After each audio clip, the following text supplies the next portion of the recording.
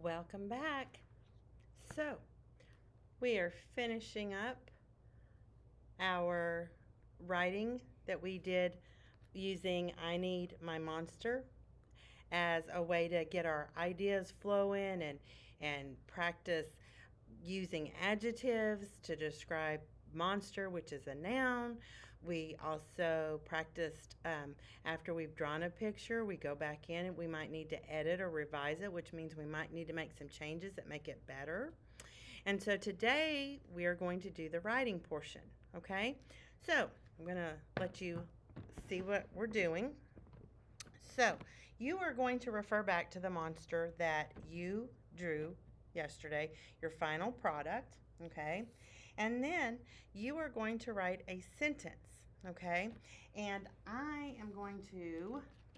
want to put our adjective poster back up. Excuse me.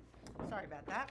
So I'm going to remember we had our poster from the first day where we talked about um, monsters are, and we wrote all the things that a monster can be. Oops. And then we're going to take this right here and we're going to place it on there. Okay. Now, I'm looking at my monster and I'm going to look at some of the words that we placed up here. Okay. So I have spooky, furry. Those two could work. About slimy. Now, that doesn't really describe my monster, so that wouldn't be a good choice. Scary could work. Let's see, we had uncut, which could work because his fur is kind of everywhere.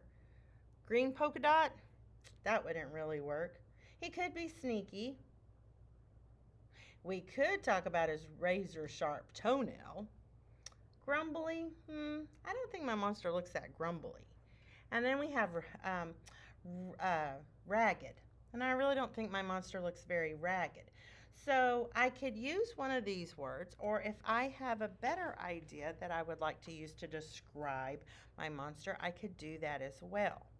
Okay, so that's how you can do today. You know, on the first day, you made a list of words that could describe a monster.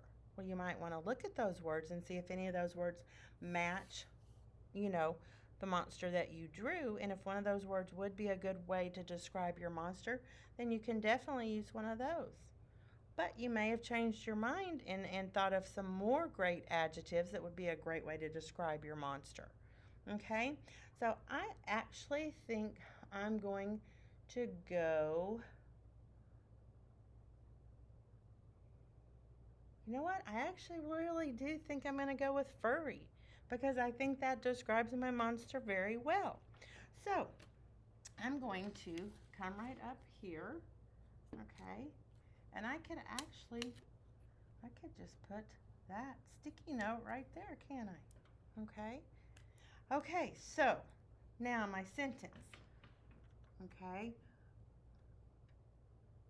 I'm going to say, oops, get that over just a bit. And I'm using my sense of sight. I see a, then I have my word furry, so I don't need to write it again because then my sentence would say, I see a furry monster, which I don't want to do that. So I'm going to say, I see a furry, and then over here I'm going to write the word monster. That's what my brain is thinking for my sentence. Now, my brain was thinking, don't forget your capital at the beginning, but it also just told me, don't forget your period at the end of your sentence. Okay? If you notice, I also put spaces between each word because I want you to be able to know that I'm at the end of a word and that another word's beginning. Okay? And so furry is going to be the adjective that I use to describe my monster. So today you're going to refer back to your monster, okay? And then you're going to have a sentence stem, and your sentence stem is going to say, I see a, and then yours isn't going to have a word in it. You're going to have a blank. I see a blank monster. And what that means is you are going to need to put your adjective in here that describes the monster you drew. So that's why I chose furry, remember, because that describes the monster that I drew. Okay? Well, I cannot wait to see your sentences. Okay? I think they're going to be amazing. I just know they are. And I know your sentence is going to go right with your drawing so that you have a complete story and a complete picture that's described well. So think of those great adjectives that are going to describe your noun, and I will be back tomorrow. Bye, guys.